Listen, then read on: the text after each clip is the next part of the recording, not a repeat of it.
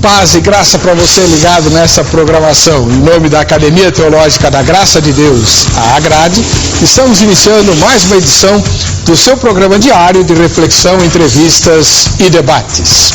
E o assunto hoje é quente, em todos os aspectos que você puder imaginar.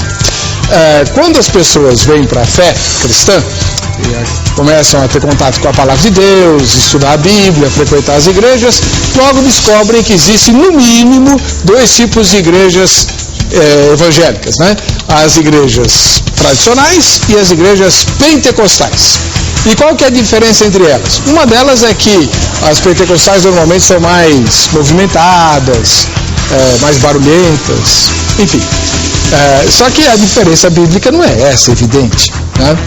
No dia de Pentecostes, e daí o nome Igreja Pentecostal, uma história registrada no capítulo número 2 do livro de Atos, o Espírito Santo veio, desceu sobre os apóstolos em forma de línguas de fogo, e o mundo nunca mais foi o mesmo, nem a igreja, nem os apóstolos. Tudo foi dinamizado e o evangelho começou a ganhar o mundo e a transformar a história. Muito bem.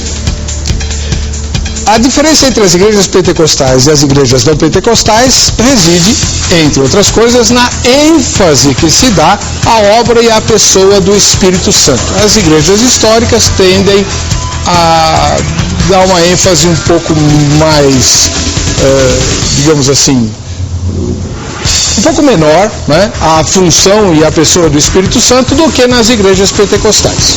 Na igreja pentecostal fala-se muito do Espírito Santo, há uma verdadeira febre e uma busca muito intensa, inclusive com reuniões e cultos específicos para se buscar o Espírito Santo e o batismo pelo Espírito Santo, que seria uma experiência muito semelhante àquela do dia de Pentecostes. Isso acontece nos meios pentecostais. E desde então, essa época, nasceu essa dúvida. Existe diferença, biblicamente falando, teologicamente falando, entre ser batizado com o Espírito Santo e ser cheio do Espírito Santo?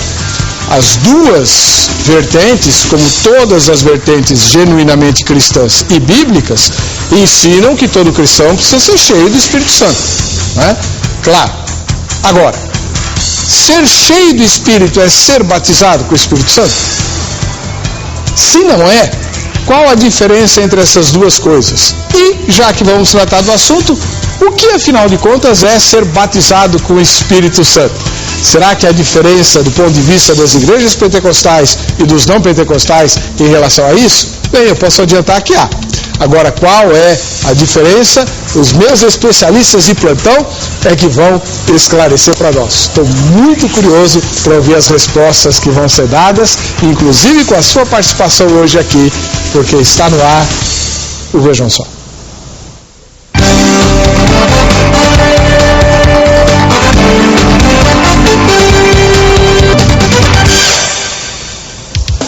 Olá! É com grande alegria e prazer que nós começamos mais essa edição do programa Vejam Só. Em nome da AGRADE, quero dar as boas-vindas a todos os telespectadores do Brasil e de fora do país. Na Europa, na América do Norte, na América Central, sejam todos bem-vindos. A ferramenta de interação é o site www.vejamsó.com.br. Esse é o endereço por meio do qual você interage conosco e, inclusive, vota na enquete para se habilitar aos prêmios que nós vamos sortear. Daqui a pouquinho a gente trata disso. Conheça os doutores da Bíblia que vão nos ajudar com o difícil tema de hoje. Depois de algum tempo, volta ao programa o reverendo Fernando de Almeida, que é ministro da Igreja Presbiteriana do Brasil e trabalha na Universidade Presbiteriana Mackenzie, na capelania, no pastoreio dos alunos daquela prestigiada universidade. Seja bem-vindo, reverendo. Paz e graça. Obrigado. É como sempre um prazer estar aqui com você e com os convidados. Além de trabalhar no Mackenzie como pastor dos alunos, o senhor é pastor de uma igreja local. Exatamente. A Igreja Presbiteriana Betel, vou fazer 11 anos de pastoreio lá já, de pastorado, que fica na rua Doutor Mário de Moura e Albuquerque, número 200, na Vila Sônia, aqui em São Paulo. Você é nosso convidado para aparecer lá. Muito obrigado pela sua presença aqui. Eu que agradeço. Voltando ao Vejam Só, também o pastor Marcelo Oliveira, que é ministro da Igreja Assembleia de Deus, lá do Ministério do Rio de Janeiro, né? Madureira. Ministério Madureira. Escritor, membro da Academia Evangélica de Letras do Brasil. Paz e graça, pastor Marcelo. Tudo Paz bem? e graça, reverendo Weber. Que alegria voltar a esse programa tão abençoado, que tem abençoado milhares de pessoas no Brasil e no mundo. Rever meu amigo reverendo Fernando, muito digno capelão da Universidade Presbiteriana Mackenzie. E aproveitando como esse programa é dinâmico, mandar um abraço para algumas pessoas, se o senhor me permite. O pastor Carlos de Mariporã, pastor Esdras, pastor Neivaldo, meu amigo pastor Jefferson da CPAB também, minha família, e que Deus abençoe e nos dê um excelente programa. Muito bom. Então, você tem um ministro da igreja, de uma igreja histórica, tradicional, né, uma das mais antigas, e um ministro de uma igreja pentecostal, também histórica, e uma das mais antigas do ramo pentecostal aqui no Brasil. A Assembleia de Deus acabou de completar 100 anos de organização na nossa pátria. E no meio dos dois, o seminarista, né, o seminarista Rosentino Ferreira de Souza, do Seminário José Manuel da Conceição. Paz e graça, tudo bem? Tudo bem, Seja bem-vindo. graças a Deus, Senhor, obrigado. Eu agradeço desde já o convite, a oportunidade. Como disse o pastor Marcelo, quero aproveitar a audiência também para mandar um abraço para minha mãe, que está nos assistindo agora lá no interior da Bahia, meus irmãos biológicos também lá. Pastor, fiz questão de ligar lá para o interior para avisar do programa. Qual a cidade lá? Cidade de João Dourado. E o meu povoado é Gameleira dos Crentes. Então, meus irmãos em Cristo, Como é que lá chama no o interior, povoado? Gameleira dos Crentes. Gambeleira dos Crentes? Dos Crentes. Por isso será que tem esse nome, né? Isso mesmo. Então, minha mãe Cidália com os meus irmãos biológicos, minha esposa Jacileide e meus filhos aqui em São Bernardo, e junto com os nossos irmãos em Cristo também nos assiste. Você está em que ano lá no seminário? Segundo ano. Qual a disciplina que você mais gosta? De todas as que você já estudou? Teologia sistemática. Porque contribui muito para o nosso... JMC gosta de teologia sistemática. Eu vou me matricular lá. Seja bem-vindo. Eu serei, o reverendo Ageu é meu amigo pessoal. Já o assisti por aqui juntamente com você. Pois é. E qual é que você menos gosta, assim? Olha, eu tenho, não vou dizer que eu menos gosto, mas eu tenho dificuldade com línguas. Eu tenho dificuldade. Todos dizem também. O Ibope é sempre o mesmo. Gosta mais de teologia sistemática e gosta menos de línguas originais. Então eu tenho dificuldade com línguas. Você e o resto do mundo. Vamos à matéria que apresenta o tema de hoje. Vejam só. Não é nenhuma novidade que a cada dia que passa, há um crescimento diário do pecado sobre a terra. Vemos isso no crescimento da imoralidade, no crescimento da violência, no aumento do vício do álcool e das drogas, o desamor na sociedade e também no crescimento do materialismo e do secularismo no mundo. Tudo isso acontecendo à nossa volta afeta, sem dúvida, o nosso crescimento espiritual. E quando se fala em ser cheio do Espírito Santo, muitos ainda se perguntam: para que isso? Para que ser cheio do Espírito Santo? Num aspecto geral, o interesse pelo Espírito Santo tem diminuído no coração dos cristãos. O inimigo das nossas almas tem conseguido desviar a atenção e o interesse do cristão e fazê-lo buscar outras coisas. Porque Satanás sabe que um cristão cheio do Espírito Santo é um cristão alegre, cheio de paz, abençoado na sua família e frutífero para Deus. Mas será que ser cheio do Espírito Santo é uma escolha do próprio cristão? Então, Samuel tomou o chifre do azeite e o ungiu no meio de seus irmãos. E desde aquele dia em diante, o Espírito do Senhor se apoderou de Davi. Então, Samuel se levantou e voltou a Ramá. A partir deste dia, a Bíblia relata que a vida de Davi mudou. Mesmo ele continuando a pastorear as ovelhas de seu pai, a sua vida não foi mais a mesma. Cheio do Espírito Santo, Davi se tornou um vencedor.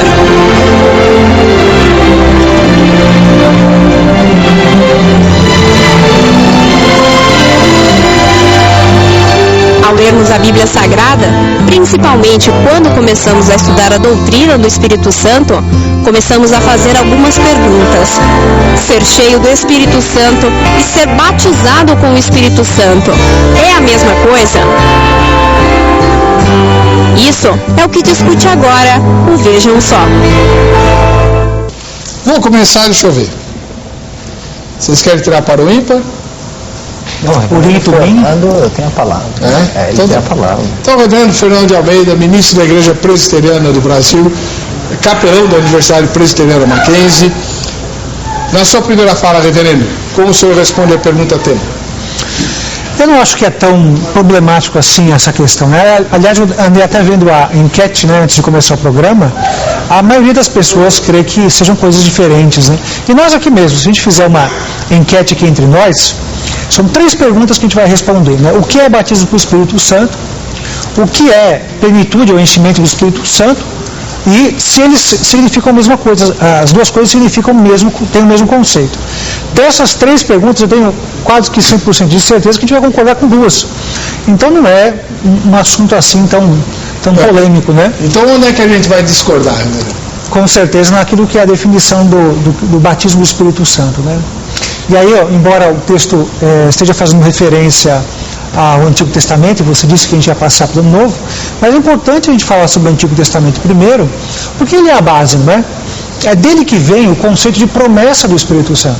Se a gente não entender esse conceito de que há uma diferença na aliança de Deus com o seu povo, no Antigo Testamento, Cristo traz diferença, no Novo Testamento agora não é do mesmo jeito que era no Antigo, o batismo com o Espírito Santo tem tudo a ver com essa realidade de mudança entre o Antigo e o Novo Testamento. Então, só para tornar claro, reverendo Fernando, a plenitude ou o ser cheio do Espírito Santo é uma coisa diferente de ser batizado com o Espírito Santo?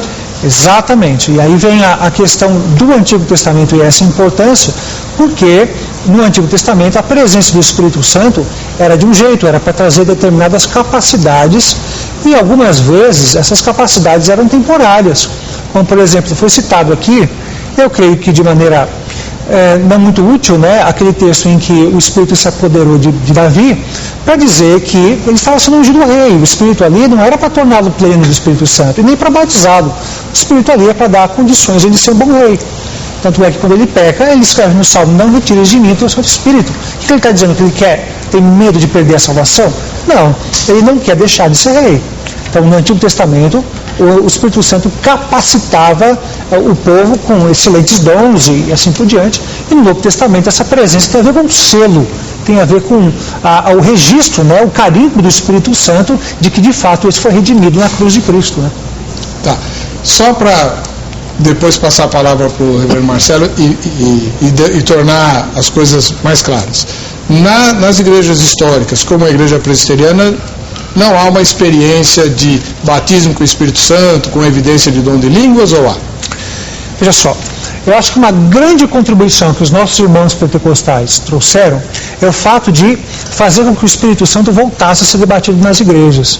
Porque esse assunto ficou meio que esquecido durante muito tempo. Então, eu acho que isso é uma grande contribuição. Mas, por outro lado, também é fato de que não encontramos na história da igreja, pelo menos não com facilidade, ninguém que defendesse essa dupla experiência, a conversão e depois uma nova experiência com Deus, que vem a ser o que eles chamam de segunda bênção. Não existe isso, isso é novo, isso é coisa do século XX, né, com a criação com a vinda das igrejas pentecostais, né? Então, nem a igreja presbiteriana e nem a cristandade, de maneira geral, até o século XX, ninguém, ou praticamente ninguém, tinha o entendimento de que havia duas experiências com Deus, uma conversão e outra depois. Muito bem. Falada a parte do representante da igreja histórica, que fala por ele, lógico, ele não tem procuração de ninguém aqui tem, mas o irmão que é oriundo de uma igreja histórica acabou de explicar para nós como é que isso é visto ali. Vamos ouvir então o irmão que emana da igreja pentecostal, que também não tem procuração de nenhuma igreja pentecostal para falar, mas vai falar da experiência dele. Pastor Marcelo Oliveira, como é que o senhor responde a pergunta tema? Obrigado, Heber, mais uma vez. Vamos para o Novo Testamento.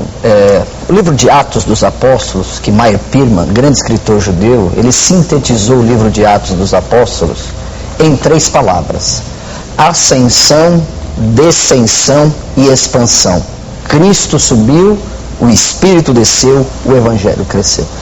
Então aquela expectativa que Jesus havia dado aos discípulos, em Lucas 24, 49, para que eles ficassem em Jerusalém até que do alto eles seriam revestidos de poder, se cumpre no dia de Pentecostes, quando o Espírito Santo vem sobre eles e eles começam a falar em novas línguas.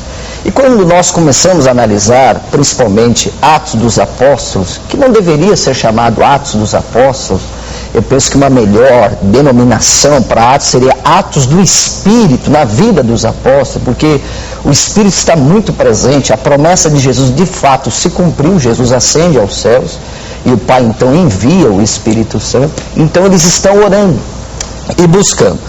Quando nós começamos a ler, permita-me ler, reverendo Heber, Atos dos Apóstolos, capítulo 1, versículo de número 5, falado já também em Mateus e Lucas, João próprio disse, ele eu vos batizo com água, mas aquele que vem após mim batizará com o Espírito Santo e com fogo. Parece que dá a ideia que eles receberiam uma virtude sobrenatural do Espírito, né? Eu falo que ou a igreja está em Atos 1:8, mas recebereis poder do Espírito Santo, ou Deus coloca em ela em Atos 8:1, 1:8:8:1, porque eles estão dentro de Jerusalém, então Deus envia perseguição. Então ou a igreja está em Atos 1:8, eles recebem o poder do Espírito e são capacitados pelo Espírito, cheios do Espírito, para fazer a obra de Deus, pregar o Evangelho, curar os enfermos, expulsar os demônios, ou Deus coloca a igreja em Atos 8:1. Então, quando nós começamos a ler o livro de Atos, por exemplo, Atos 8:1 é perseguição contra a igreja? Exatamente. Então, ou a igreja vai e prega o Evangelho no poder do Espírito, ou Deus coloca ela em Atos 8:1. Entendeu? A igreja vai apanhar. Vai, em Atos pelo menos essa é a ideia, né? Interessante. Não é nada no jeito que o pastor Fernando ele está só vendo, ele é um homem experiente, um homem muito culto. Depois ele vai te explicar esse negócio de Atos 8:1. Glória a Jesus. Vamos lá. Porque na verdade João batizou com água, olha aqui, mas vós sereis batizados com o Espírito Santo não muito depois desses dias.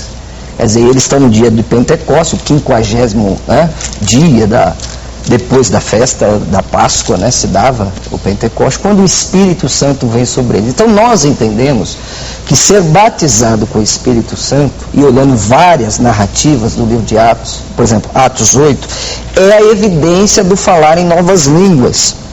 Por exemplo, Atos 8, quando Filipe, cheio do Espírito Santo, prega em Samaria, né, verso 17, então lhes impuseram as mãos e receberam o Espírito Santo. Contrapondo aqui, com muito respeito, né, pastor, nós não estamos aqui debatendo pessoas, né, reverendo Fernando, mas debatendo ideias. Olha o que diz aqui, mas os que andavam dispersos, Atos 8, verso 4, por toda parte anunciando a palavra, e descendo Filipe à cidade de Samaria, lhes pregava Cristo. E os espíritos imundos saíam de muitos que tinham clamando em alta voz, muitos paralíticos e coxos eram curados. E ali estava um certo homem chamado Simão. E Simão, vendo que tudo aquilo acontecia, ficou preocupado. Aí desce os apóstolos, impõe as mãos sobre as pessoas, o verso de número 17, e eles receberam o Espírito Santo pela imposição das mãos. Ora, Simão ficou tão preocupado que houve de fato um sinal exterior que ele disse, opa, eu quero esse negócio também, porque eu sou mágico, já fiz tantas coisas e não tive essa experiência. Aí Pedro, cheio do Espírito Santo, disse, filho do diabo, você está em réu de condenação, você vai ser condenado. Então o batismo com o Espírito Santo... porque ele quis comprar, né? Exatamente, simonia, né? Teologicamente chamado de simonia. Está nesse texto, só me leia aí onde é que eles falam em línguas. Eu sabia que ele ia falar. Veja, reverendo Fernando, a coisa na Bíblia que nós deduzimos por inferência, tá certo? Por exemplo, eu não tenho nenhum texto... Passagem. Tem outra. Eu vou mostrar. Mas esse normativo tem que estar em todas. Espera aí, reverendo. Ou se é importante, talvez tenha que ser descrito por todos. Desculpa. Não, fica à vontade. Não, vamos fazer o seguinte, ele conclui o raciocínio dele, no próximo bloco a gente discute essa questão. Mas o senhor deve concordar comigo que alguma coisa, algum sinal exterior chamou a atenção de Simão para ele querer comprar. Sim. E se nós lemos o texto, por exemplo, lá na casa de Cornélio, Atos capítulo 10, consequentemente Atos 19, que Paulo pergunta, vocês conhecem o batismo com o Espírito Santo? Não, conhecemos o batismo com João. E Paulo impõe as mãos e eles começam a falar em novas línguas e profetizam. Tanto lá em Cornélio, na casa de Cornélio, como Paulo em Éfeso, em Atos 18. O grande, 19. O grande avivamento de Éfeso. Então parece que a terminologia batismo com o Espírito Santo, especialmente no Novo Testamento e em Atos dos Apóstolos, é a evidência do falar em novas línguas. Tá bom. Hoje vai render, mas vai ser uma bênção, né? O seminarista Rosentino Ferreira de Souza, o senhor é presbiteriano? Isso. Então também não tem lá a tal da segunda bênção, ou teve? Porque na Bahia as coisas são meio diferentes. Não, na Bahia não são muito diferentes, não. Nós somos presbiterianos baianos. Boa. Presbiterianos baianos. E eu creio juntamente com o pastor Fernando. Não houve essa segunda bênção. Existe uma diferença entre ser cheio do Espírito Santo e ser batizado com o Espírito Santo. No entanto, até onde tem andado o discurso, eu concordo plenamente com o pastor Fernando. Mas você trouxe perguntas para os nossos queridos pastores aqui. Sim. Beleza. Mostrando que, na maior parte das vezes em que o livro de Atos dos Apóstolos descreve as experiências dos primeiros cristãos com o Espírito Santo, algumas coisas aconteceram assim bem fortes, né? Falaram em línguas, foram revestidos de grande ousadia, de intrepidez, operaram milagres, tudo mais. Isso continua acontecendo na igreja? Como é que funciona na igreja presbiteriana? Então, primeiro alguns argumentam, né, de que Jesus mesmo teria previsto essas duas experiências com Deus, que é a conversão e depois o batismo com o Espírito Santo, que seria evidenciado por línguas. E o texto sagrado para isso, usado para essa defesa, é justamente Mateus capítulo 3, quando João diz, né, eu os batizo com água para arrependimento, mas depois de mim vem alguém que é mais poderoso que eu não sou digno de desatar as sandálias, e ele vos batizará com o Espírito e com fogo. Então, com o Espírito e com fogo seria a evidência dessa segunda bênção. O problema é que as pessoas se esquecem de ler o versículo seguinte, que diz, ele traz a pá em sua mão, e limpará a sua eira, juntando o seu trigo no celeiro, mas queimará a palha com fogo que nunca se apaga. Então, o próprio texto já está explicando o que significa com o Espírito e com o fogo. Ele diz que o fogo aqui é para queimar a palha. Então, o que significa o batismo com o Espírito Santo? É separar os salvos daqueles que não são salvos. Os salvos são aqueles que são chamados de trigo e serão ajuntados na sua eira, e os não salvos são chamados de palha, que serão batizados com o fogo, ou seja, serão consumidos com o fogo que nunca se apaga. Veja só, isso é castigo, isso aqui não é bênção. Esse fogo aqui, como talvez em todos os lugares da Bíblia, é um fogo que condena, e não é um fogo de bênção. Né? É o fogo do inferno? Exatamente, é o fogo de condenação, o fogo do inferno. Bom, eu disse a princípio que era importante a gente ter aquela consciência de que há uma diferença da administração de Deus da nossa salvação do Antigo para o Novo Testamento. E por que isso é importante? Porque se vai mudar, tem que deixar bem claro que vai mudar. E é isso que as experiências do livro de Atos refletem, uma nova administração da graça de Deus, que a gente chama da nova aliança. E qual é a diferença? A primeira delas é que o Espírito Santo, ele está conosco. Né? Jesus prometeu aos apóstolos, né? ele habita convosco, estará em vós. Então, estar dentro é uma das diferenças do Espírito Santo do Novo Testamento. Nem todos concordam com isso, é verdade, mas esse é o meu ponto de vista. A segunda questão é que, então, há uma promessa. Os apóstolos estão reunidos e Jesus disse para eles, vocês não saiam daqui até derramar meu Espírito. E o que acontece? Quando Jesus promete, ele deixa bem claro para que esse Espírito vai servir. Ele disse assim: mas descerá sobre vós o Espírito Santo, sereis minhas testemunhas.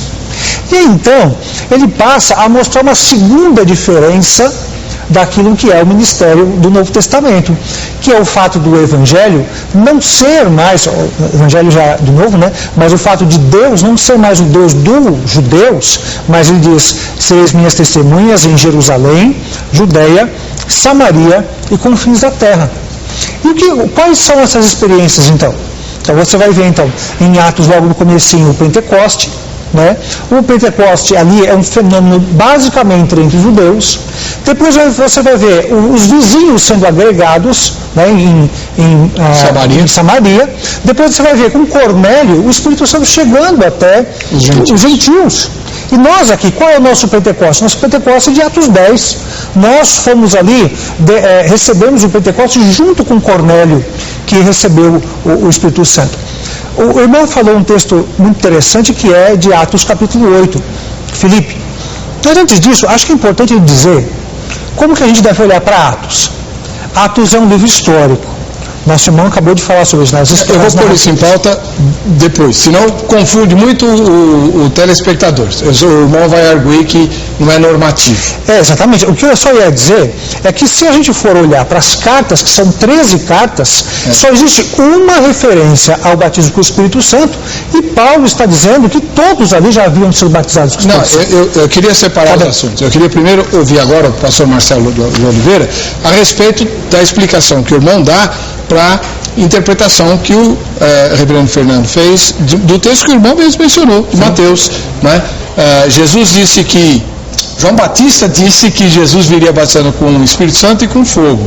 Aí ele mostrou na interpretação dele que esse batismo ao qual João estava se referindo era simplesmente o selo simplesmente não cabe, era o selo do Espírito Santo que caracteriza todo salvo e a ausência desse selo que caracteriza todo perdido.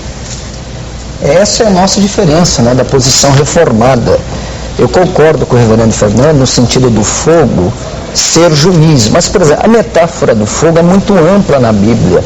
Paulo vai dizer em Tessalonicenses: não extinguais o Espírito. Por exemplo, a igreja é um edifício, a igreja é uma lavoura, a igreja é coluna e esteio da verdade. Então, da mesma forma que a igreja é atribuída várias qualidades, o fogo também pode ser atribuído. Por exemplo, um dos símbolos do Espírito é o fogo.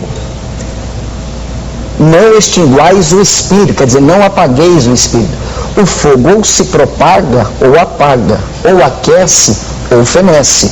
Então, ser batizado com o Espírito Santo é esta evidência das línguas, porque nós vamos ter problema com a palavra de Jesus.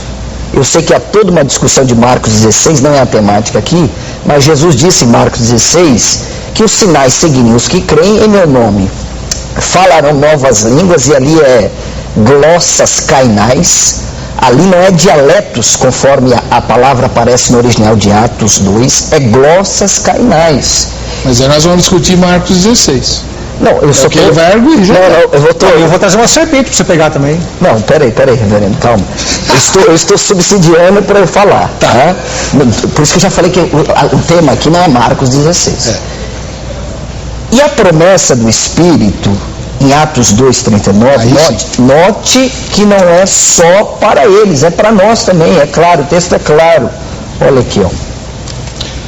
Atos 2,39. Enquanto o irmão abre, deixa eu fazer uma pergunta bem prática que eu acho que o telespectador está fazendo. Na fala do reverendo Fernando, fica bem claro que você se converteu, você é selado com o Espírito Santo, mesmo que não aconteça nada de extraordinário. Certo. No ensinamento dos irmãos, são duas coisas. Tem uma que é a conversão, sim, e outra que é o enchimento com o Espírito Santo, que é o batismo do Espírito Santo. São duas coisas distintas. Tá? Separadas. Atos 2,39. Porque a promessa vos diz respeito a vós, vossos filhos, e a todos os que estão longe, e a tantos quantos Deus nosso Senhor chamar. Então o Espírito não vem para nós sobre medida. Quanto mais nós buscarmos a graça de Deus, o poder do Espírito, a presença do Espírito vem sobre nós. Eu não estou aqui arguindo que só a pessoa que fala em novas línguas é cheia do Espírito Santo. Eu não estou dizendo isso. Eu estou dizendo que o batismo com o Espírito Santo é a evidência das novas línguas. Isso tem que ficar bem claro, porque eu sou um pensador. Eu não vou cometer aqui um suicídio exegético hermenêutico. Eu não estou dizendo que só a pessoa que fala em novas línguas é cheia do Espírito Santo. Não estou dizendo isso. Então é possível ser cheio e não falar em línguas? É possível, sim. É possível, sim. É possível. Porque Deus, Ele vai batizar quem Ele quiser. Por exemplo, eu acho brilhante John Stott, leio muitos livros de John Stott. E John Stott, quando argumenta, se não fala a memória, Atos 8, Atos 10, ele diz que o dom do Espírito Santo é o próprio Espírito Santo. Eu tenho que discordar de John Stott, porque quem dá o Espírito Santo é o Senhor Jesus. É Ele que batiza. O dom do Espírito Santo não pode ser o próprio Espírito Santo. O dom do Espírito Santo, conforme já expus aqui, Atos 2, Atos 8, Atos 10, Atos 19, que é um texto fortíssimo, e depois nós poderíamos ampliar para 1 Coríntios capítulo 14, que Paulo diz que ele falava muitas mais línguas, qualquer um de nós, mas ele termina o capítulo 14 de Coríntios dizendo: não proibais falar em línguas. E 1 Coríntios 14, 2 diz que quem fala em línguas fala em mistérios com Deus. Então, eu acho difícil nós sairmos desse texto. Vamos lá. Seminarista Rosentino Ferreira de Souza, sua vez. Você vai agora fazer a sua pergunta para os nossos convidados. Você já se converteu direto na igreja presbiteriana? Ou você passou por outra igreja? Sim. Me converti na presbiteriana, mas sou casado com uma ex-pentecostal. E agora está na presbiteriana. Você tirou ela da pentecostal? Sempre pentecostal. Depois disso não tem segunda bênção. Segunda bênção. A bênção foi minha esposa, então. 3 contra 1. Ela não fala? Coitado do Marcelo. Na verdade, ela nunca falou. Essas línguas, então por isso você conseguiu casar com ela. Era o contrário. Ela que levava você para lá. Pode fazer a sua pergunta, irmão. Pastor Weber, a minha primeira pergunta é para o pastor Marcelo. Claro, imagina. Né? Eu estou do teu lado, irmão. Como humilde seminarista, a gente quer ver algumas coisas esclarecidas, até mesmo a partir do ponto de vista do pastor Marcelo. Gostei desse humilde seminarista. Eu creio na exatidão, na perfeição da obra de Cristo. Eu creio nisso. E nós vamos perceber que para que umas profecias do Antigo Testamento se cumprissem, se cumpriu em Cristo e a partir de Cristo. E principalmente no que diz respeito à descida do Espírito Santo. Nós vamos ver que no evento do Pentecostes, Pedro fala que o que estava acontecendo ali foi uma profecia feita por Joel. Então nós vamos perceber uma sequência dos eventos para que o Espírito Santo descesse. O Espírito Santo só desceu depois que Cristo foi glorificado, depois que Cristo subiu ao céu. Então qual é a sequência dos eventos? Cristo nasce, Cristo morre, Cristo ressuscita, Cristo sobe ao céu e aí o Espírito Santo desce. Se assenta lá do Pai. Isso, o Espírito Santo desce. Então, da maneira que o pastor Marcelo está falando, que quando alguém é batizado, quando alguém recebe o Espírito Santo de Deus, algo novo acontece e constantemente há um novo descer, há um novo batizar. A minha pergunta é, será que da maneira que o senhor está falando, para alguém ser batizado novamente, para que o Espírito Santo descesse novamente, Jesus não teria que nascer novamente, não teria que morrer novamente, não teria que ressuscitar novamente, porque o Espírito Santo desceu depois que Cristo ressuscitou e foi glorificado e que todos os eventos aconteceram. Então minha pergunta seria essa: se toda vez que for o batismo do Espírito Santo, for a descida do Espírito Santo, esses eventos anteriores não teriam que acontecer novamente? Antes do pastor Marcelo falar, deixa eu fazer uma perguntinha mais. Como é que o irmão então faz essa pergunta à luz dos vários episódios do livro de Atos em que o Espírito Santo desceu, sem que Jesus tivesse nascido, morrido e ressuscitado de novo? É bom a gente entender a sequência lógica. Porque o Espírito Santo desceu em Atos 2. Isso. Ali desceu, nós vamos ver a expansão do Evangelho, a igreja crescendo. Então isso nos leva a voltar no primeiro pensamento do que o pastor Fernando falou, a respeito da ação do Espírito Santo no Antigo Testamento e a respeito do Espírito Santo aqui, agora em Atos e a nossa condição hoje espiritual. Ou seja, juntamente com o que aconteceu ali, como foi citado em Cornélio, nós entendemos que nós recebemos o Espírito Santo no momento da nossa convenção. Então acontece o seguinte: se o pastor Marcelo é convertido, e outros irmãos, ele recebe o Espírito Santo de Deus. Ficou claro. E não há conversão várias vezes. Pode falar, pastor Marcelo. Eu quero deixar bem claro aqui que eu creio na obra perfeita de Cristo. Quando Jesus gritou do alto do Gólgota a sexta palavra, tetelestai, está consumado, está quitado, está riscado e não rasgado, como disse alguns pregadores, porque você não paga uma conta e rasga. Colossenses diz que ele riscou a cédula que estava contra nós. Isso é um detalhe da Bíblia. Então eu creio perfeitamente na obra do Espírito Santo. Agora, o Espírito Santo, eu não me lembro agora precisamente o texto, já estava com os discípulos. João 16 diz isso. Depois Jesus, acho que João capítulo 20, assoprou sobre eles e eles receberam o Espírito Santo. Está em João capítulo 20. Agora, a partir do Pentecoste foi um paradoxo de Deus. O Espírito Santo veio com veemência. Não que ele não estivesse, ele já estava. Eu creio que o nosso corpo é santuário do Espírito. Aliás, pertencemos a Deus por 3 maneiras diferentes: pela criação, pela redenção, pela habitação. Pela criação, porque Deus nos criou. Pela redenção, porque Cristo pagou o nosso preço. E pela habitação, porque o Espírito habita dentro de nós.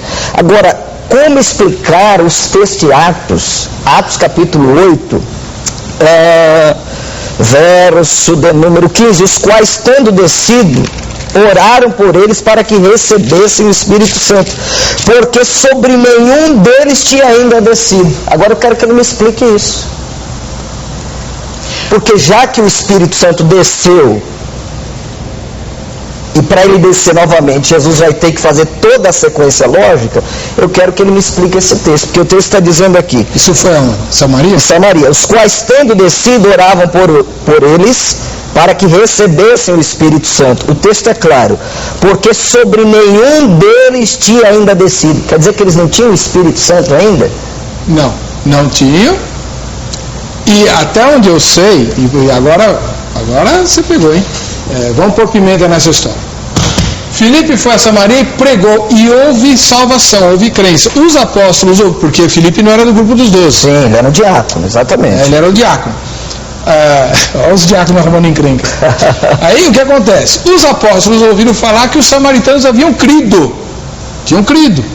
Aí mandaram Pedro e João, não foi? Isso, Pedro e João, exatamente. Para investigar, saber que história é essa, eles samaritano crente. Exatamente. Né? E foi aí que eles oraram para que recebessem o Espírito Santo.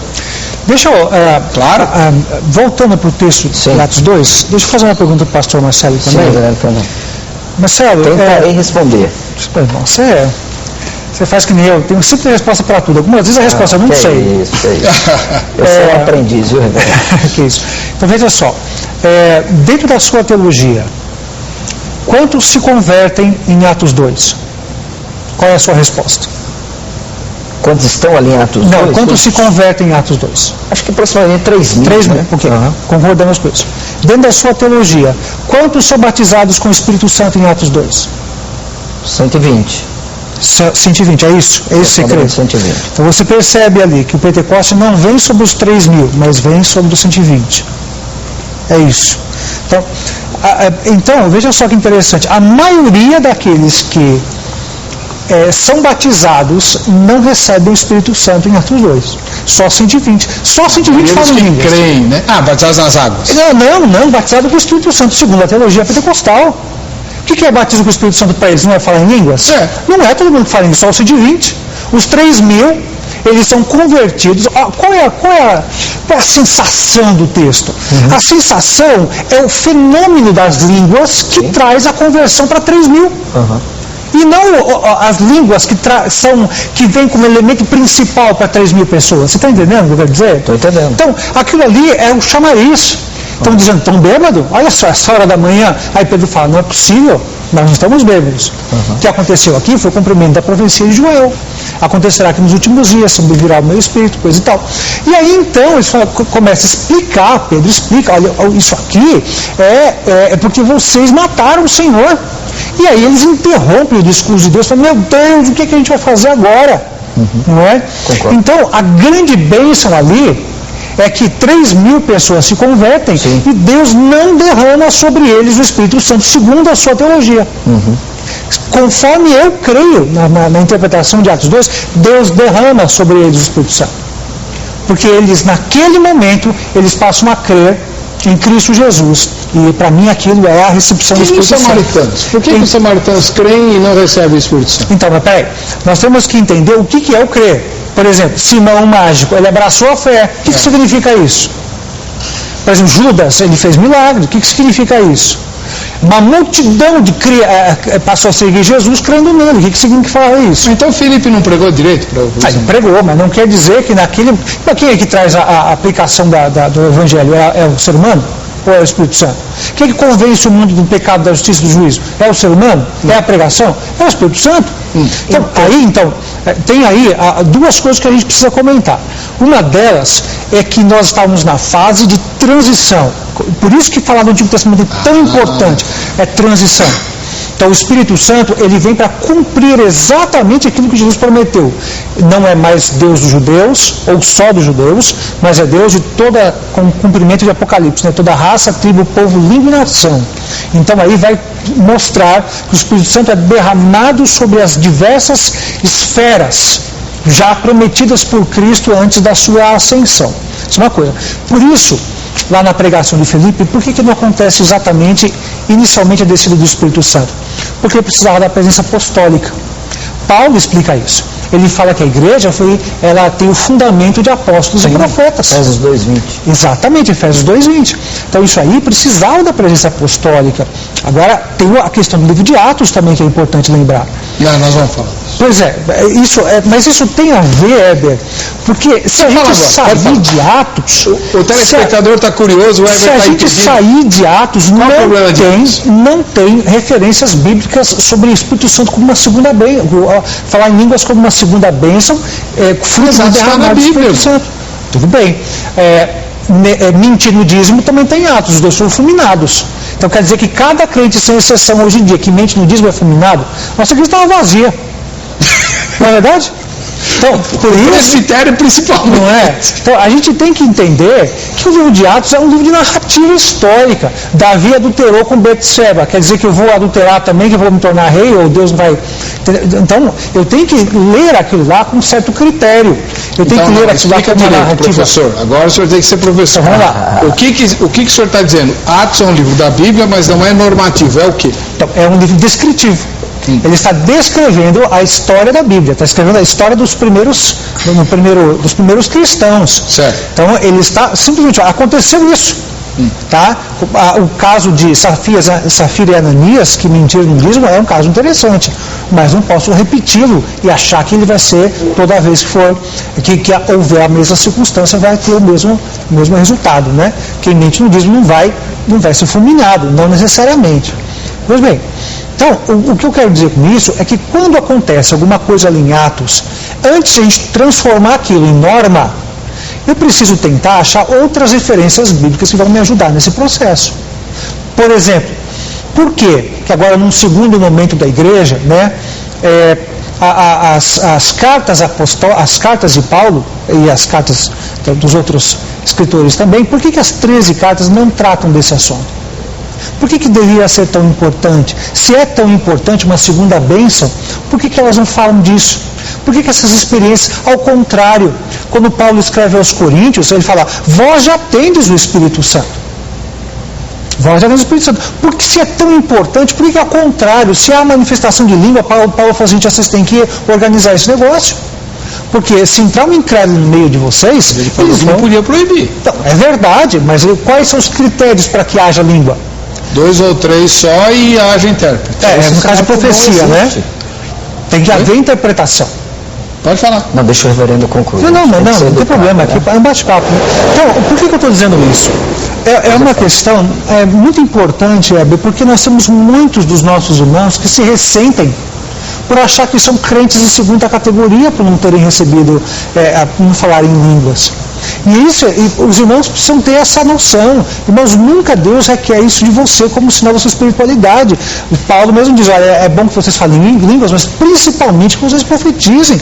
E ele ainda diz que línguas é o menor das coisas que o Espírito Santo pode fazer com você na sua vida. Nós vamos fazer um debate sobre o dom de profecia na igreja presbiteriana. Então, vou chamar o intervalo, que estourei o tempo. Na volta, imediatamente, o pastor Marcelo vai responder aos questionamentos e às explicações que acabaram de ser dadas aqui. E também nós vamos ter mais uma pergunta do seminarista e o povo vai falar lá na Conde de Sarzetas, tá bom? Já no Vejam Só.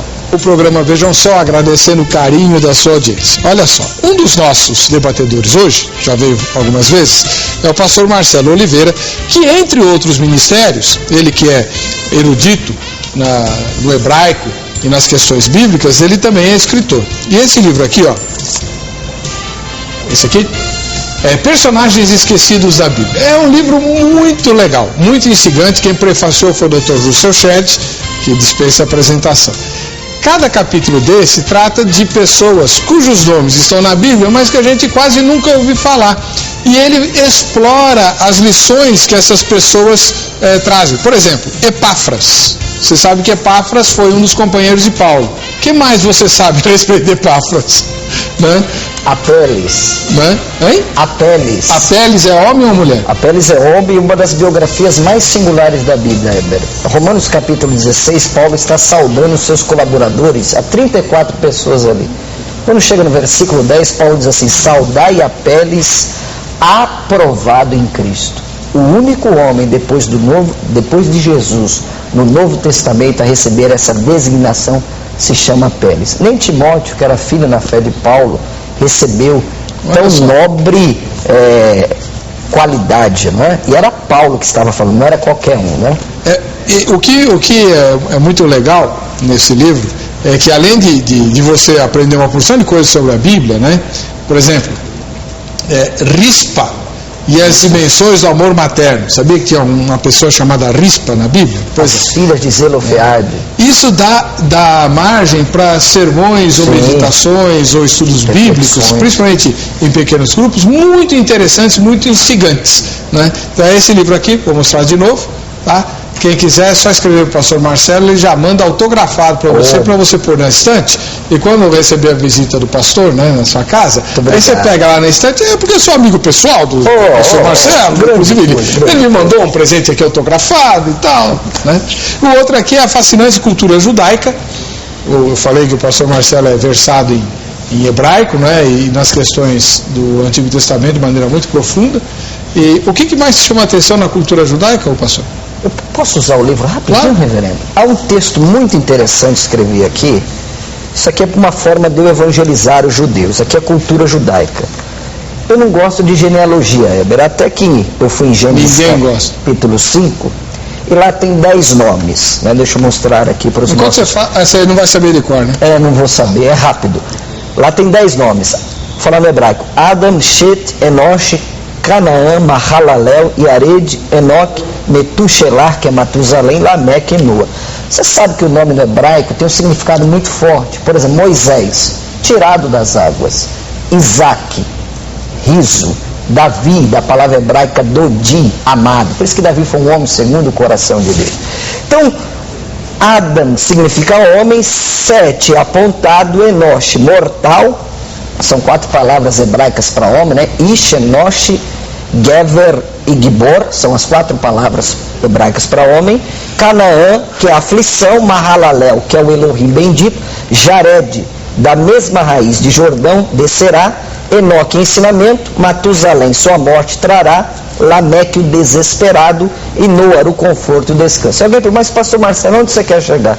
Quando eu juntei os 10 nomes, aqui é cultura judaica, tá? Não é cabala judaica, é cultura judaica, os judeus entendem muito bem isso que estou falando, formou uma frase fascinante. Quando eu peguei os 10 significados dos nomes, formou essa frase, uma profecia do Messias. Ao homem é apontada mortal aflição, mas o Elohim bendito, Jesus Cristo, descerá ensinando que sua morte trará ao desesperado o conforto e o descanso. Amém. Então é uma bênção esse livro, para a glória de Deus. Para você conhecer melhor a cultura judaica e saber que o Messias também está revelado no Antigo Testamento. E como está?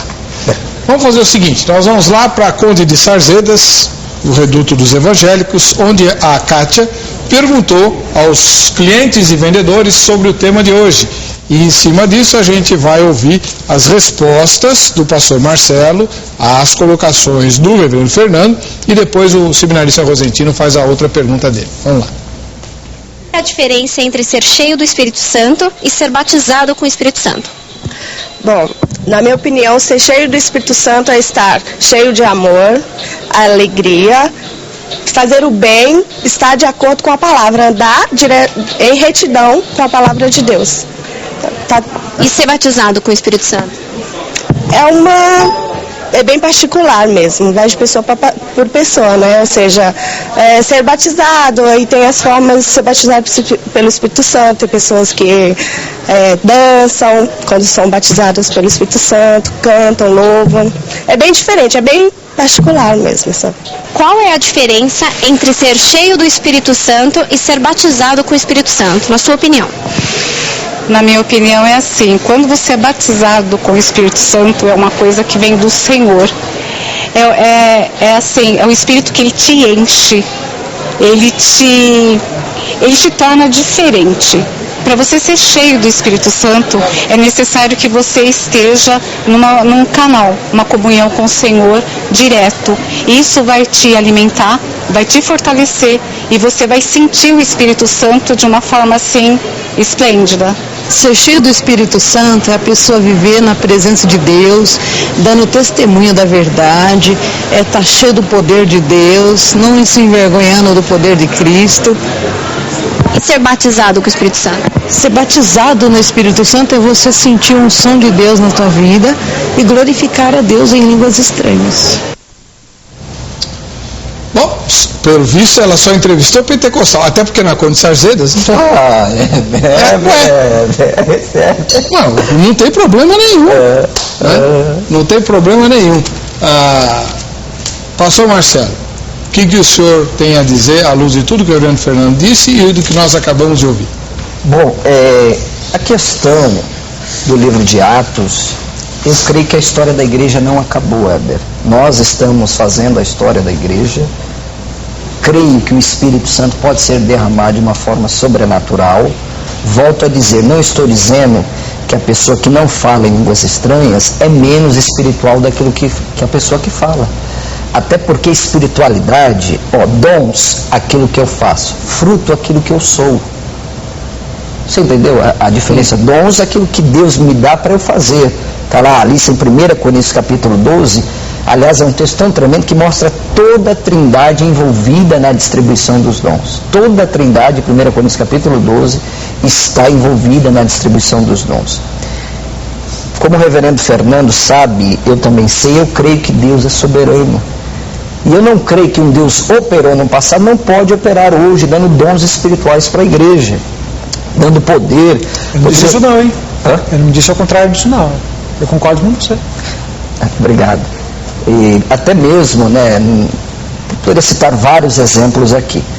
Agora, o que ficou claro aqui, voltando à questão, lá para Atos 8, verso 12, mas como cresce em Filipe, que lhes pregava acerca do reino de Deus e do nome do Senhor Jesus Cristo, se batizavam tanto homens e mulheres.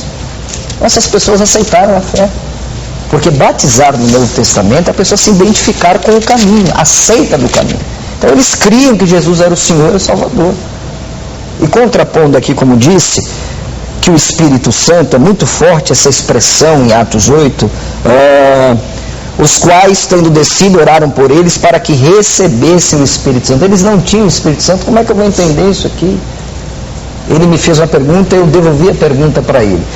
É uma expressão muito forte no livro de Atos, derramar o Espírito Santo, descer o Espírito Santo, ser cheio do Espírito Santo. Quer dizer que eles não tinham o Espírito Santo?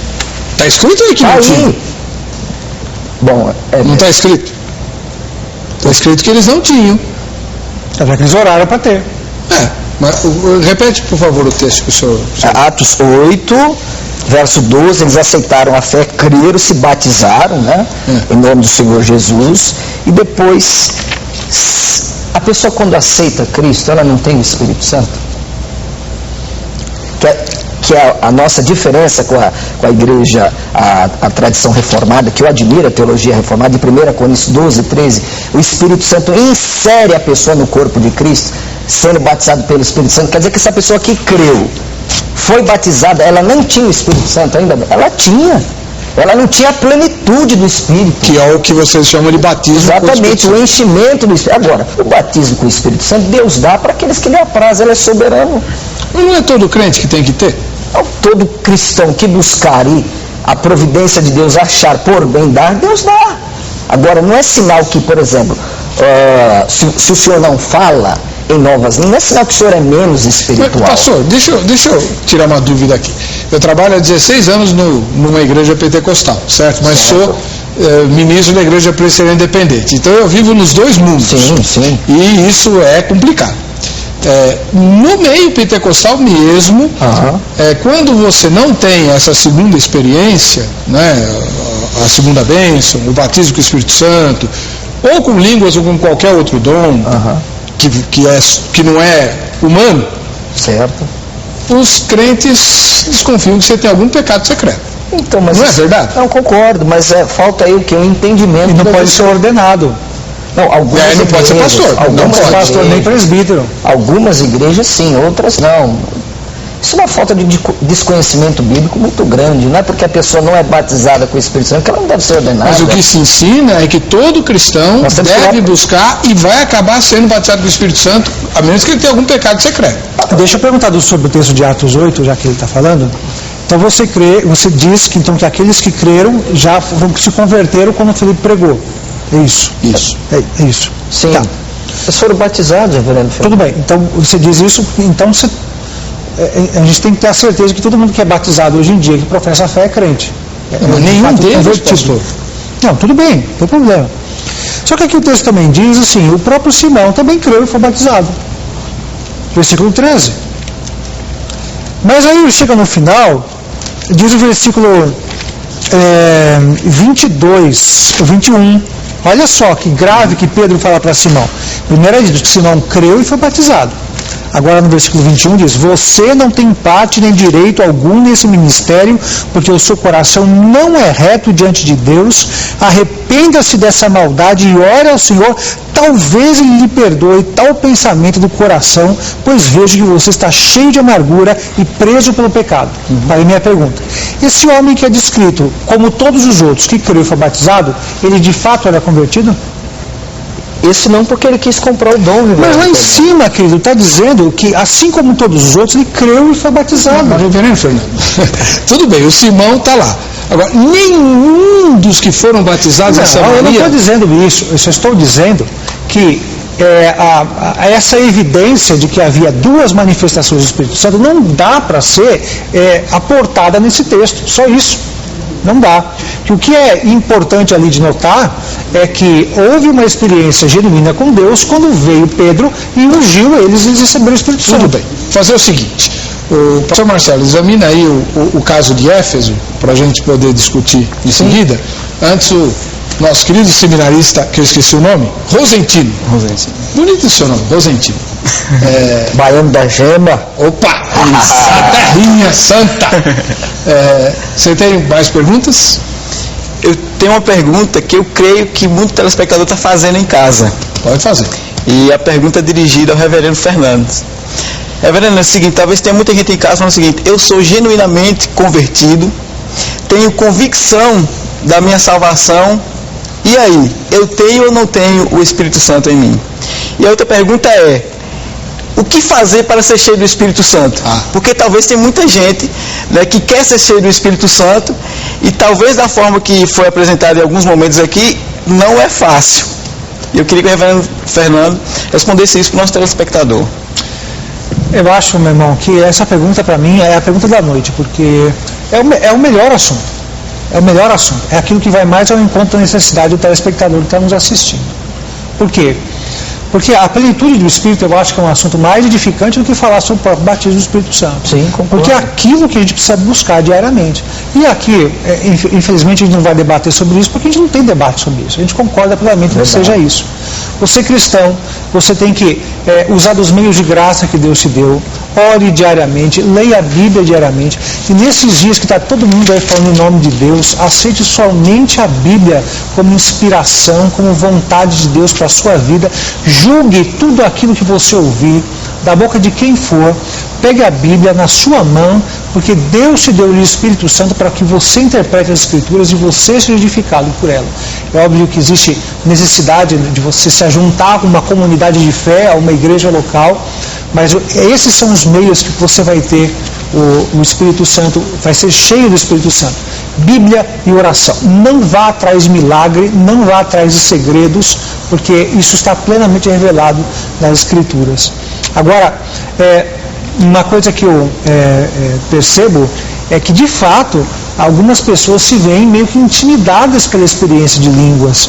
E até o próprio pastor aqui falou, isso não é o mais importante. Sim. Não busque isso, porque isso não é o mais importante. Entre você falar em línguas e você buscar a santificação, vá atrás da santificação, que consiste em você se tornar uma pessoa reta, de coração reto, que procura agradar a Deus em todas as coisas da sua vida. Você não tem por que se sentir menor do que outros se você for íntegro diante de Deus. É isso que Deus espera de você, acima de qualquer outra coisa. Achou o texto, né? Achei. E corroborando com essas belas palavras do reverendo Fernando Almeida, meu amigo, acho que o segredo do enchimento do Espírito está em Efésios 5,18, né? Não vos embriagueis com vinho onde há devassidão, mas enchei-vos do Espírito. Eu mandei esse texto para a academia, eles publicaram. Nesse pequeno texto tem 4 verdades ali. Primeiro, que o verbo está no modo imperativo, né? E na língua grega o modo imperativo é uma ordem aqui. Então não ser cheio do Espírito Santo é um pecado. Porque o original grego diz assim, deixai-se encher pelo Espírito. Então, não ser cheio do Espírito Santo é pecado. A segunda verdade do texto de Efésios 5,18 que está no tempo presente. Então, ser cheio do Espírito Santo não é para ontem nem para amanhã, é hoje. Enchei-vos do Espírito é hoje. A terceira verdade está no plural, enchei-vos do Espírito. Então, nós temos essa ideia que só o pastor deve ser cheio do Espírito Santo. Não, todo crente deve ser cheio do Espírito Santo. Enchei-vos, está no plural. E a quarta verdade é que o verbo aqui está na voz passiva. Eu não sou um helenista, sabe que eu tenho mais versatilidade no hebraico, mas a voz passiva, o sujeito do verbo é inativo, quer dizer, é o Espírito Santo que nos enche, né? E aí Paulo vai dizer as qualidades dessa pessoa que é cheia do Espírito, falando entre nós, entre salmos, cânticos espirituais, adorando ao Senhor. Agora, para nós concluirmos, né, como o Senhor pediu, Atos 19, né, uma experiência tremenda, verso de número 2, para nós encerrarmos esse maravilhoso debate. Disse-lhe, recebestes vós já o Espírito Santo quando crestes? É uma pergunta. E eles disseram, nós nem ainda ouvimos que haja Espírito Santo.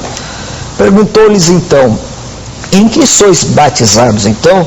Eles disseram, no batismo de João. Mas Paulo disse, certamente João batizou com batismo de arrependimento, dizendo ao povo que cresce no que após ele havia de vir, isto é, Jesus Cristo. E os que ouviram foram batizados em nome do Senhor Jesus. Versículo de número 6. E Paulo, lhe impondo as mãos, veio sobre eles o Espírito Santo, veio, desceu, e eles falavam línguas e profetizavam. Quer dizer, 2 experiências distintas. Eles foram batizados, conheciam o batismo de João, foram batizados para perdão dos pecados. Depois Paulo diz, vocês não conhecem o batismo com o Espírito? Nem sabem. Porque eles confiam, né? O batismo de João não é o batismo cristão. Ele tem que entender isso aí. O batismo de João era um batismo que veio ali da época do intertestamentário ali, e tinha até origem nos essênios. Não era um fato único. As pessoas costumavam se batizar várias vezes, não é? Então Jesus veio trazer um novo significado, um novo batismo. Então isso é um fato interessante, porque João ali era um totem na Bíblia, né? Por exemplo, Jesus fala assim, que desde os dias de João Batista até agora o reino do céu se conquista por esforço. Exato. Em outro lugar ele também fala que dentre os menores, não há ninguém maior do que João Batista, dentre os nascidos de mulher, só que o menor no céu é maior que João Batista. Então João Batista é um marco. O João Batista está no Novo Testamento, mas ele é o último dos profetas do Antigo Testamento. Então isso é legal. E aí nós temos ali, em Atos 19, um marcador, que então agora se rompe. O ciclo se fecha em Atos 19, mostrando que tudo aquilo que era do Antigo Testamento agora vai ser transformado na nova realidade, na nova aliança. Então aquele rescaldo, aquela rapa do tacho, que eram os discípulos de João, então agora o marco está transpassado, João Batista passou. Tudo agora representa a nova aliança no Novo Testamento. Então, novamente, não são duas experiências. O ciclo de Atos 1:8 fechou. Os confins da terra chegaram, agora o Evangelho vai chegar até os confins da terra para todos os povos. E só complementando uma informação, de fato, eu não creio que aqueles de Atos capítulo 8, lá em Samaria, na casa de Cornélio, eu não creio que eles se converteram até o Espírito Santo ser derramado. Tá? Por que eu estou falando isso? Porque a Bíblia fala de muitas crenças em Cristo, como por exemplo, multidões, e no plural, são descritas como seguidoras de Cristo, até que Cristo começa a confrontá-las e reduz ao número de 12. Então é possível sim, muita gente dizer que crê e no final das contas não crê. João 6. João 6, exatamente. Então eu creio que somente se converteram ali em Atos 8, quando o Espírito Santo foi derramado, quando Pedro quando Pedro chegou e impôs as mãos sobre eles. Claro. Mas eles se converteram e foram batizados com o Espírito Santo e falaram em línguas. É outra argumentação. Não diz que eles falaram em línguas. Atos 10? Não, claro. Atos 10 sim. Atos 10 fala. Atos 10 é Tanto é que foi a defesa de Pedro, que ele batizou aqueles incircuncisos lá, e os apóstolos chamaram Pedro as palavras. Aliás, até isso é interessante para mostrar como era necessário essas marcas, né? Sim. Porque Pedro foi chamado a atenção. E depois, Paulo, aconteceu o primeiro grande problema na igreja foi quando Paulo veio dos gentios, dizendo que eles também tinham recebido o Espírito Santo, né? E agora? O que a gente vai fazer com essas pessoas? Então, esses estrangeiros. Daí a necessidade, por isso tantas marcas, olha, agora eles fazem parte. Mas deixa eu fazer uma pergunta pastoral por irmão. Nós estamos chegando ao final do programa, e eu tenho certeza que muita gente vai se identificar com o que eu vou perguntar. Reverendo Fernando, imagine o seguinte, que já deve até ter acontecido. O senhor faz uma visita, ou alguém da sua igreja o procura no gabinete pastoral e diz, olha, eu tenho uma tia, um vizinho, um parente e tal, que também é da igreja presbiteriana, e ele foi batizado com o Espírito Santo. Reverendo, como é que o senhor explica isso? Por que nós não temos e ele teve? Ou aquilo lá que aconteceu com ele foi só emocional?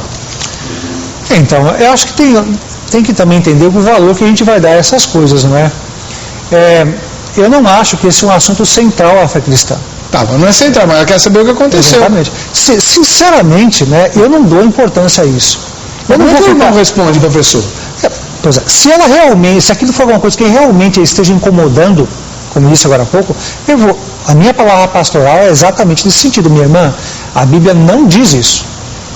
A Bíblia não está dizendo que há uma necessidade de uma experiência segunda com o Espírito Santo. O que você precisa é se encher do Espírito Santo. Não, desculpa, eu acho que não fui claro na dúvida. A questão é a seguinte, reverendo, sou membro da sua igreja. A minha tia, que mora no interior, que também é da igreja presbiteriana, ela foi numa reunião de oração e ela foi batizada com o Espírito Santo. O que aconteceu com ela? Eu quero que o senhor explique o que aconteceu com ela. Certo. Então isso aí trouxe alguma evidência, né? Ela foi batizada com o Espírito Santo porque falou em línguas. Né? Então, de fato, ela pode ter falado em línguas. A igreja presbiteriana no Brasil, ela não proíbe isso. Ela não diz que isso não pode nunca mais acontecer. Há algumas evidências que eu acho que pertencia mais àquele período, ou período de avivamento na história que a gente vê. Mas isso aí é uma coisa que eu acho que é muito particular e não é o principal. Mas de fato, ela pode ter falado em línguas. A segunda coisa é que pode ter sido também uma experiência emocional da parte dela, certo? Por exemplo, esse negócio de falar lá, sei lá o que diz aí, isso aí é falar em línguas, não me parece que seja o que a Bíblia diga que seja línguas. Essa é uma discussão para outra história. Mas o fato é que a gente percebe que esses fenômenos eles são acompanhados de características, não é? Mantras, cânticos altos, muitas vezes, repetições, entrar num certo clima. Essas coisas podem acontecer. Não estou dizendo que são sempre assim, mas pode acontecer. Ela pode ter falado em línguas, mas também pode ser um fenômeno que ela se deixou levar por uma situação. É importante dizer, mesmo quando eu acredito que é um fenômeno produzido pela emoção humana, é importante dizer que essas pessoas não são mal intencionadas. Elas não são mal intencionadas, elas não estão fazendo aquilo porque elas são inimigas da fé, porque estão possuídas pelo demônio, nada disso, certo? Elas estão atrás genuinamente de uma experiência com Deus e às vezes elas são levadas por um contexto todo, né? Está todo mundo falando em línguas, eu tenho que falar também, senão eu vou me sentir menos crente do que ela. E ela acaba se deixando levar por uma situação. Creio na sinceridade delas, mas como eu disse, né? Eu acho que grande parte dessas vezes é uma emoção. O pastor Marcelo diria, Deus a visitou e a batizou e pronto. Eu penso que tudo deve ser julgado, mas eu creio que Deus pode fazer, Deus dá o Espírito como Ele quer. Se Ele quiser dar os dons, quem somos nós para dizer que Ele não pode dar? Mas não tem problema, você vai fazer o seguinte, você que tem essas dúvidas aí em casa, você vai pegar o contato do reverendo Fernando de Almeida, que é ministro da Igreja Presbiteriana do Brasil e é pastor da Igreja Presbiteriana Metel, o contato do pastor Marcelo Oliveira, da Igreja Assembleia de Deus, Ministério Madureira, escritor, autor desses livros e outros que eu mostrei aqui, e também o contato do seminarista Rosentino, porque ninguém perguntou nada para ele, né? Ele tinha que responder também, não deu tempo. Eu perguntei, ele declinou, mas tudo bem. Mas ele vai voltar aqui para a gente participar outras vezes aqui do programa. Manda suas perguntas, convites para pregar, convite para fazer palestra, use e abuse do contato dos nossos convidados, está na aba Contatos, lá no site vejamsó.com.br.